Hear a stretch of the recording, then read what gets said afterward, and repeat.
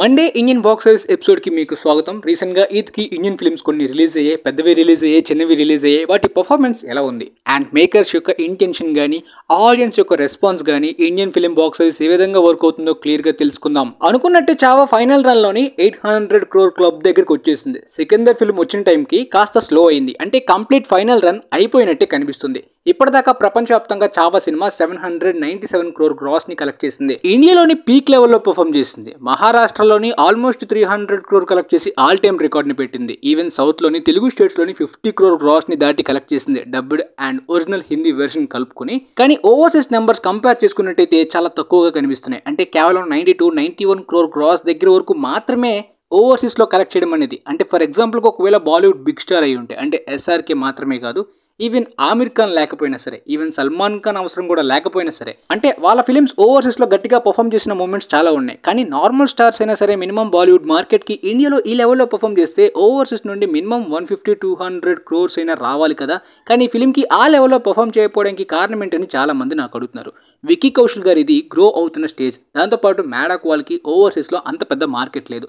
ఇండియాలోని సంభాజీ మహారాజ్కు ఉన్న fan బేస్కి Indian ఆడియన్స్ని గట్టిగా అట్రాక్ట్ చేసినప్పటికీ ఓవర్సీస్ ఆడియన్స్కి అదే లెవెల్ హై పీక్ లెవెల్గా ఉండకపోవచ్చు. ఒకవేళ అదే లెవెల్లో ఉంటే మాత్రం 1000 crore క్లబ్లోకి కూడా ఈ సినిమా ఎంటర్ అయిపోయేది అనమాట. అంటే రీసెంట్గా స్త్రీ 2ని మీరు అబ్జర్వ్ చేసుకున్నా కూడా అది కూడా ఓవర్సీస్లో ఆ లెవెల్ డిమాండ్, అంటే ఈ మ్యాడాక్ వాళ్ళకి లేకపోవడం కానీ అండ్ అంత పెద్ద biggest stars and overseas market target చేయకుండా ఇండియాలోని సీక్వెల్ హైప్ తోటి పర్ఫామ్ చేసిన ఫిలిం కాబట్టి. బట్ అప్కమింగ్ ఆ సినిమాటిక్ యూనివర్స్కి ఓవర్సీస్ మార్కెట్ కూడా పక్కాగా పెరుగుతుంది.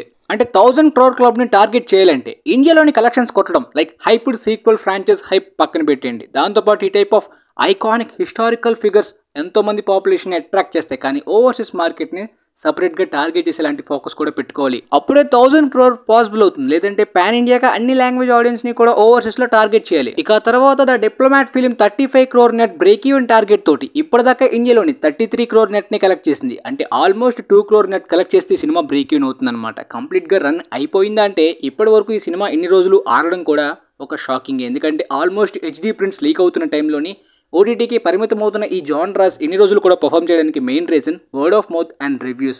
అంటే సింగిల్ లైన్ థ్రిల్లర్ చూడడానికి చాలామంది ఇష్టపెట్టుకోరు, కానీ కొంతమంది ఫిల్మ్ లవర్స్ మాత్రం టాక్ రివ్యూస్ యునానిమస్గా బాగుంటే మాత్రం మల్టీప్లెక్సెస్లోని సపోర్ట్ చేయడానికి కూడా కొంత కేటగిరీ ఆడియన్స్ ఉంటారు కదా నార్త్లోని. ఆ విధంగా ఈ సినిమా సర్వైవ్ అవుతూ ఇప్పటిదాకా ప్రపంచవ్యాప్తంగా 40 crore గ్రాస్ని కలెక్ట్ చేసింది. ఫ్యూచర్లోని జాన్రాని థియేటర్స్లో ఆడియన్స్ కనీసం కూడా చూడరా బ్రో అంటే లేదు. కొన్ని ఎంటర్టైనింగ్ థ్రిల్లర్స్ కూడా ఉంటాయి, లైక్ సాంగ్స్ ఉండడం కానీ, లేదంటే స్పెషల్గా అంటే ఇంతవరకు ఇండస్ట్రీలోని ఈ టైప్ ఆఫ్ ఫిలిమ్స్ చూడలేదనే ఫీలింగ్. కానీ ఈ టైప్లోని సింగిల్ లైన్ థ్రిల్లర్స్ చాలా సార్లు చూసేసిన మూమెంట్స్ కూడా ఉన్నాయి. దాంతోపాటు ట్రైలర్స్లోనే చాలా వరకు ప్లాట్ స్టోరీ కంప్లీట్లీ రివీల్ చేస్తారు కాబట్టి ఓటీటీ ఫిల్మ్ అనే ఫీలింగ్ చాలా మందికి ఉంటుంది. దాంతోపాటు ట్రైలర్ కానీ ప్రమోషనల్ మెటీరియల్స్ ఏవి కూడా ప్రమోషన్స్కి, మార్కెటింగ్కి, హైప్కి, బజ్కి యూజ్ అవ్వవు. బజ్ క్రియేట్ అయ్యేలాంటి సాంగ్స్ కూడా పెడతారు అందుకే. ఇక తర్వాత కోర్ట్ ఫిలిం తెలుగు స్టేట్స్లోని ఈ కోర్ట్ డ్రామా చాలా స్పెషల్గా, అంటే ఇప్పటివరకు ఈ టైప్ ఆఫ్ ఫిలిమ్స్ ఎక్కువ శాతం రాలేదనే ఫీలింగ్ ఉన్న ఆడియన్స్కి, ఫ్యామిలీస్ కానీ, యూత్కి, టీనేజర్స్కి అందరినీ కూడా అట్రాక్ట్ చేసిన ఎలిమెంట్ అయితే మాత్రం బాగానే వర్క్ అయింది. ఇప్పటిదాకా ఈ సినిమా 53 crore గ్రాస్ని కలెక్ట్ చేసి మంచి ప్రాఫిట్స్ని ఎర్న్ చేసింది. ఫిలిం టీనేజర్స్కి, యూత్కి, ఫ్యామిలీస్కి విధంగా టార్గెట్ చేసిన ఆడియన్స్ని పర్ఫెక్ట్గా యూజ్ చేసుకున్న పొటెన్షియల్ బాక్స్ ఆఫీస్ దగ్గర క్లియర్గా కనిపిస్తుంది.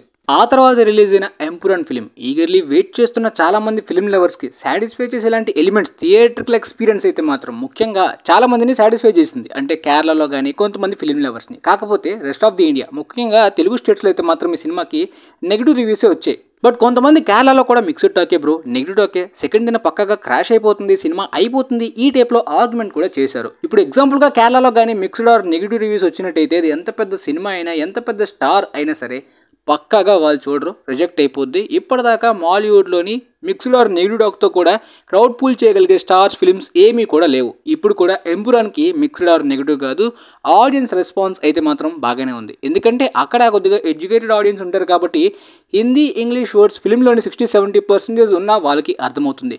కానీ నార్మల్గా ఈ హిందీ, ఇంగ్లీష్ అర్థం కాని సింగిల్ స్క్రీన్ ఆడియన్స్ అంతగా సినిమాని ఎంజాయ్ చేయలేకపోవడం, ఎక్కువగా మాస్ ఎలివేషన్స్ కోరుకునే ఆడియన్స్ 3 అవర్స్లోని ఈ టైప్ ఆఫ్ కంటెంట్ కొద్దిగా కన్ఫ్యూజ్ చేయడం వలన అంత కంఫర్టబుల్గా వాళ్ళు ఎంజాయ్ చేయలేరు. కాబట్టి ఆ టైప్ ఆఫ్ ఆడియన్స్ నుండి పక్కాగా ఈ సినిమా రిజెక్ట్ అవుతుంది. ఇది మీకు రివ్యూలు అని చెప్పాను కదా, దాంతోపాటు సినిమా ఎక్స్పెక్టేషన్స్కి ఫుల్ లెవెల్లో మ్యాచ్ అయ్యిందంటే ఎక్స్పెక్టేషన్స్ ఒక మాస్టర్ పీస్ లెవెల్ ఫిల్మ్ని ఎక్స్పెక్ట్ చేశారు, ఇంక్లూడింగ్ మీ. కానీ ఆ లెవెల్ కాదు, కానీ గుడ్ డీసెంట్ పక్కాగా థియేటర్కల్ ఎక్స్పీరియన్స్ అయితే బాగుండేలాగా, ఒక ఇంటర్నేషనల్ ఫిల్మ్ చూస్తున్న వైబ్స్ పక్కాగా వచ్చాయి. ఒక రొటీన్ ఇండియన్ మసాలా ప్యాలెట్స్ చూస్తున్న ఈ టైంలో సీక్వెల్స్ని గ్రాంటెడ్గా ఆడియన్స్ని తీసుకునే స్క్రాప్ కంటెంట్ ఇస్తున్న ఈ రోజుల్లో ఈ టైప్ ఆఫ్ ఇంటర్నేషనల్ కంటెంట్ అనే ఫీలింగ్ రావడం అనేది అండ్ దాన్ని డెలివర్ చేసే విధానం కూడా బాగా ఉండడంతో సో కేరళ ఆడియన్స్కి కూడా అది బాగా ఇంప్రెస్ చేసినట్టు ఉంది. డే 2న అన్ఎక్స్పెక్టెడ్ హోల్డ్ అంటే డే 1 ఆల్ టైమ్ రికార్డ్ పెట్టింది, లియోని దాటింది. దాదాపుగా 15 crore గ్రాస్ని ఆ స్టేట్లో కలెక్ట్ చేసి పెద్ద రికార్డ్ పెట్టినప్పటికీ డే 2న 9.5 crore gross, incredible hold. And day 3 కూడా మంచి హోల్డ్ని చూపించి డే 4న డైరెక్ట్గా సండేన 10 crore మరొక డబుల్ డిజిట్ని కూడా దాటింది సినిమా. ఇండస్ట్రీ పాసిబులా బ్రో అంటే క్లియర్గా పాసిబుల్గా కనిపిస్తుంది. దాంతోపాటు ఓవర్సీస్లోని అన్ఇమాజినబుల్ నెంబర్స్. మాలీవుడ్కి ఓవర్సీస్ మార్కెట్ ఉందని మీకు ఎన్నోసార్లు చెప్పాను కదా, అంటే కన్నడ ఇండస్ట్రీ తోటి కంపేర్ చేసుకున్నట్టయితే మాలీవుడ్ యొక్క ఓవర్సీస్ మార్కెట్ ముఖ్యంగా గల్ఫ్ కంట్రీస్లోని, మిడిల్ ఈస్ట్లోని చాలా బాగా ఉంది. కానీ తమిళ్ బాలీవుడ్ రేంజ్లో కాదు. కానీ cinema performance almost Tamil Bollywood films రేంజ్లో పర్ఫామ్ చేయడం అనేది చాలా షాకింగ్ అనమాట. పోతే సినిమాకి అదర్ లాంగ్వేజెస్ నుండి ఓవర్సీస్ ఆడియన్స్లో చూస్తున్నారంటే లేదు, ఎందుకంటే కంప్లీట్లీ ఓవర్సీస్లోని ఏ అదర్ లాంగ్వేజ్ పాన్ ఇండియా ఆడియన్స్కి టార్గెట్ చేయలేదు. ఓన్లీ మలయాళం వెర్షన్ మాత్రమే.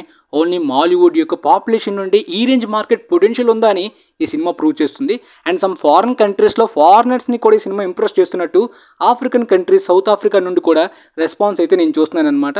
అండ్ జర్మనీ కానీ ఆల్మోస్ట్ ఎస్ఆర్కే గారి ఫిల్మ్స్ తర్వాత అదే లెవెల్లో పర్ఫామ్ చేయడం, ఇది మాలీవుడ్ లాంటి స్మాల్ ఇండస్ట్రీకి ఒక పెద్ద అచీవ్మెంట్ అని చెప్పాలి. ఓవర్సీస్ ఫైనల్ రన్ నేను 100 crores ఎక్స్పెక్ట్ చేశాను, కానీ ఇది ఓపెనింగ్ వీకెండ్లోనే 100 crores దాటి కలెక్ట్ చేసింది ఓవర్సీస్ నుండి. చాలా పాన్ ఇండియా ఫిల్మ్స్ని కంపేర్ చేసుకున్నట్టయితే త్రిబుల్ కానీ, బాహుబలి 2 కానీ, కల్కి కానీ, దాంతోపాటు పుష్ప 2 కానీ, అసలు ఓవర్సీస్ మార్కెటే లేని కన్నడ KGF 2 కానీ ఓవర్సీస్లో సెన్సేషన్ అవ్వడానికి రీజన్ హిందీ మార్కెట్, తెలుగు, తమిళ్ వీళ్ళందరూ లాంగ్వేజెస్ కలిపి సపోర్ట్ చేసిన మార్కెట్. కానీ ఇక్కడ అలాంటి సపోర్ట్ లేకపోయినా ఈ రేంజ్ పొటెన్షియల్ ఉందంటే, ఒకవేళ అలాంటి పొటెన్షియల్ మాలీవుడ్ ఎర్న్ చేయగలిగితే బిగ్గెస్ట్ పాన్ ఇండియా లీగ్లోకి మాలీవుడ్ కూడా ఈజీగా ఎంటర్ అవ్వచ్చు అని ఈ సినిమాతోటి ప్రూవ్ చేశారు. కానీ కావాలని ఆడియన్స్ని వేటేసే పాన్ ఇండియా ఫిల్మ్స్ కన్నా ఈ టైప్లో యూనిక్ ఎలిమెంట్స్ని ప్రయత్నించడంలో తప్పలేదు ఇలాంటి ఎక్స్పెరిమెంట్స్లో. పోతే ప్రపంచవ్యాప్తంగా ఓపెనింగ్ వీకెండ్లోని 171 crore గ్రాస్ని కలెక్ట్ చేసి పెద్ద రికార్డే మాలీవుడ్ ఇండస్ట్రీకి పెట్టింది. ఇంకొక 70-80 crore గ్రాస్ ఈ సినిమా ఫైనల్ రన్లో మళ్ళీ కలెక్ట్ చేయగలిగితే ఆల్ టైమ్ ఇండస్ట్రీ హిట్టే, all time highest grosser. అంటే మంజుమెల్ బాయ్స్ని దాటేస్తుంది. కేరళలో కూడా ఇండస్ట్రీ పొటెన్షియల్ ఉంది, మరి చూద్దాం ఎలా పర్ఫామ్ చేస్తుంది. తర్వాత కంప్లీట్ డీటెయిల్స్ అయితే నేను ఇస్తూ ఉంటాను అనమాట. సో అనుకున్నట్టే పర్ఫామ్ చేస్తుంది. లూసిఫర్ 2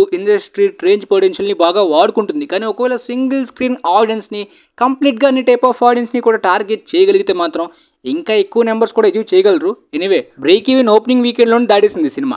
ఇక చియాన్ విక్రమ్ గారి వీరా ధీరా సూర అసలు కనీసం కూడా బజ్ హైప్ ఈ సినిమా వస్తున్నట్టు కూడా చాలా మందికి తెలియదు. ఎందుకంటే నాన్ స్టాప్గా విక్రమ్ గారి ఫిల్మ్స్ ఫెయిల్ అవడం, ఒక ఫటిగ్ అంటే ఆడియన్స్ కంప్లీట్లీ ఇగ్నోర్ చేసే విధమైన మూమెంట్ వచ్చేస్తుంది అనమాట. సో ఎంత ప్రయత్నించినప్పటికీ బజ్ హైప్ అయితే ఈ సినిమా మీద క్రియేట్ అవ్వలేదు. దాంతోపాటు సినిమా క్యాన్సిల్ అవడం, చాలా వరకు బుక్ చేసుకున్న మినిమం బుకింగ్స్ కూడా క్యాన్సిల్ అవడం, ఇక మిగతా వాళ్ళ ఇంట్రెస్ట్ కూడా పోయింది. బట్ రివ్యూస్ డీసెంట్గా వచ్చాయి. మరి కొంతమంది బాగా ప్రైజ్ చేస్తున్నారు, మరి కొంతమంది యావరేజ్ అంటున్నారు. సో యునానిమస్ రివ్యూస్ రానప్పటికీ ఓపెనింగ్ వీకెండ్లో ప్రపంచవ్యాప్తంగా 26 crore గ్రాస్ని కలెక్ట్ చేసింది. ఇది ఏమాత్రం ప్రాఫిట్స్కి సరిపోదు. సో ఫిలిం ప్రాఫిట్స్ రావడం కష్టమే అన్నట్టు కనిపిస్తుంది. ఇక నాకు అనిపించేది ఏంటంటే, ఇక నుండి ఓటీటీ ఏరాలోని ఏ టైప్ ఆఫ్ ఆడియన్స్ని, ఏ టైప్ ఆఫ్ ఫిల్మ్స్ టార్గెట్ చేస్తున్నారో ఆ టైప్ ఆఫ్ యూనిక్ మార్కెటింగ్ని యూజ్ చేయకపోతే సినిమాకి బజ్ రాకపోతే ఎలాంటి ఎఫెక్ట్ పడుతుందో క్లియర్గా కనిపిస్తుంది. సేమ్ ఎఫెక్ట్ సికందర్కి కూడా కనిపించింది. నార్త్లో చాలా వరకు ఒకప్పుడు సల్మాన్ ఖాన్ ఫిల్మ్ అంటే, ఈవెన్ బ్యాడ్ ఫిల్మ్స్ కూడా రీసెంట్ టైమ్స్లో వరుసగా ఫ్లాప్ అవుతున్నా కూడా మాస్ ఫిల్మ్స్ అంటే కంప్లీట్లీ సింగిల్ స్క్రీన్స్లోని, ఇల్లిటరేట్ పాపులేషన్లోని, also film lovers, multiplexes audience, ఫ్యామిలీస్లో కూడా సల్మాన్ ఖాన్ ఫిల్మ్ అంటే ఒక అటెన్షన్ కానీ హైప్ కానీ ఉండేదన్నమాట. ఇప్పుడు 0 లెవెల్. ఎందుకంటే కనీసం సాంగ్స్ అస్సలు బాగలేదు. ట్రైలర్ కానీ టీజర్ కానీ రెండూ వేస్ట్. అట్లీస్ట్ పోస్టర్స్ అయినా బాగున్నాయా అంటే సినిమాకి సంబంధించిన ఎలిమెంట్స్ని చూపించి బజ్ క్రియేట్ అయ్యేలాగా పెట్టుకోకుండా హీరోస్ యొక్క ఫోటోషూట్ లాగా డల్ ఫేస్ని క్లోజ్అప్ షాట్స్లో చూపించడం, ఇలా కంప్లీట్ రొటీన్ వైబ్స్ వచ్చేలాంటి ఎఫర్ట్లెస్ ప్రొడక్ట్ని మార్కెటింగ్ చేసుకుంటే ఎవరికి ఇంట్రెస్ట్ జనరేట్ చేయదనమాట. దాంతోపాటు సౌత్ డైరెక్టర్స్కి మాస్ పల్స్ బాగా తెలుసు. South director north hero combo అంటే పక్కాగా వర్క్ అయిపోతుందనే స్టీరియోటైప్స్ ఇప్పుడు బ్రేక్ అయ్యాయి. దేవా సినిమా కానీ, బేబీ జాన్ ఫిల్మ్ కానీ, ఇప్పుడు సికందర్ కానీ.